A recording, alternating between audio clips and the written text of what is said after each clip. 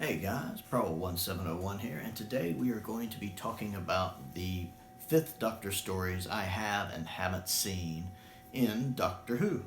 Now, I've seen all of season 19, since I do have the box set. And I love Castrovalva. I think it's underrated. It's one of my It's one of my favorite Peter Davison stories. Definitely one of my top two of his to actually watch. It's really good, and I really like the version of it on this box set with the enhanced special effects, because that was one of the few things kind of holding the story back. Was the effects on the original version are a little cringy in places, but this really helps fix that and makes it look a lot better. Forward to Doomsday is pretty fun. I saw that for the first time when I saw this box set, and I really enjoyed it. I liked it a lot. Kinda, I don't really care for. I think this one's very underrated. I like the new CGI effects on the snake from the DVD release. It looks a lot better than the original snake, but I don't care for this one. I find it uninteresting. One of the most overrated Doctor Who stories, in my opinion. The Visitation is okay. I think it's kind of forgettable. I say that because I can't actually remember what happens. I've watched it, but I can't really recall it to memory right at the moment. So I think it's pretty forgettable. If it's the one I'm thinking it is, it's got to be the one I'm thinking it is. Yeah, pretty forgettable though.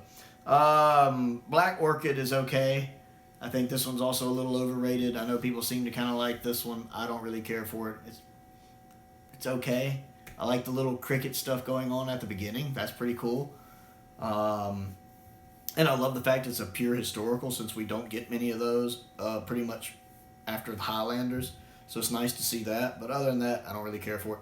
Earthshock is great. Earthshock definitely deserves its reputation. It's fantastic. The Cybermen in it are truly threatening. I actually really like the guest cast in this. I firmly believe Earthshock deserves its reputation. Very good story. And Time Flight. I actually find Time Flight a little underrated. I'm not saying it's really good by any means, but I don't think it's just the utter abysmal crap that people seem to think it is.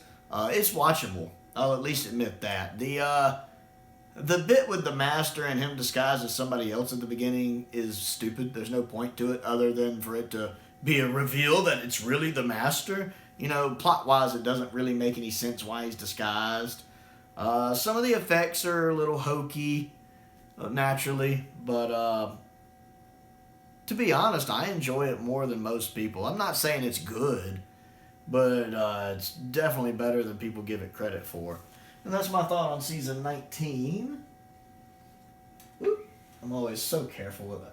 I've mentioned before in videos that I handle these things with kids' gloves because I'm worried I'm going to tear them up. Moving on to season 20, we have Arc of Infinity, which is highly underrated. I really like Arc of Infinity. It's not as good as the Three Doctors, and Omega's costume looks really goofy in this one.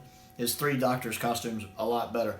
But overall, I really enjoyed this story. Plus, it's got Michael Gough in it. I like me some Michael Gough. He is absolutely awesome. So, yeah, I find this one underrated. I actually think it's good. Not just underrated, but actually really good. Not perfect, but pretty good. Next is Snake Dance, which I've never actually seen Snake Dance. I'm curious to see it, just because most people say Kenda's better, and I don't like Kenda. So I have a feeling I probably won't like Snake Dance, but I want to watch it just so I can form my own opinion. Maldron Undead is okay. I don't seem to like it as much as some people. It's nice to see the Brigadier back, especially playing two different versions of himself. I need to rewatch this one, honestly. I've seen it a couple times, and I enjoy it, but I don't super like it. But I have a feeling, since it's been a while since I've watched it, maybe if I watch it again, I'll have a different opinion of it. Terminus, I need to rewatch because I don't remember a lot of it. I remember the ancient ship, the Big Bang. I remember Nissa leaves in it. And there's some disease going on it. But I don't really remember a lot of the details. It's very vague in my head. I do think it's the most forgettable of the three. And most people seem to agree with me on that from what I've seen. But I need to rewatch it again. Enlightenment I really enjoy. Whether it's the special edition or the enhanced effects from the DVD release, which is actually down there. But I really enjoy Enlightenment. It is my favorite of the three. I think there's a lot of good going on in it. It's nice to see Tegan get some attention in it.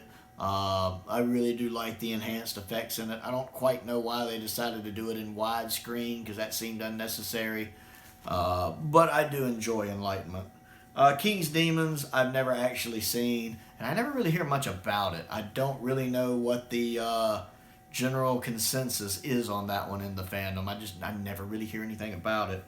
The Five Doctors I absolutely love. Both versions of it, the original version and the enhanced effects version from the 95. Both versions have things I like more than the other, so it's really hard for me to pick a definitive version. I like having the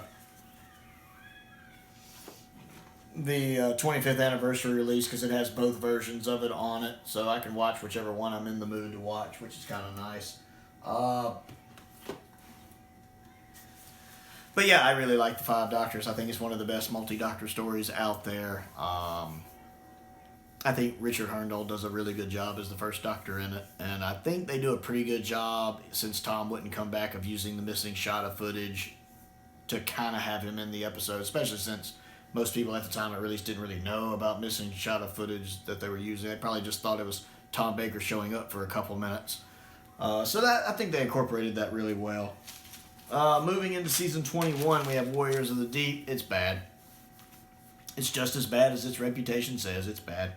The actual last line is so eye-rolling. It's like Warriors of the Deep is the classic Doctor Who version of Orphan 55. I'll put it that way, especially with the ending that's just so eye-rolling. I don't care for Warriors of the Deep. Never seen The Awakening. Never seen, Frontios?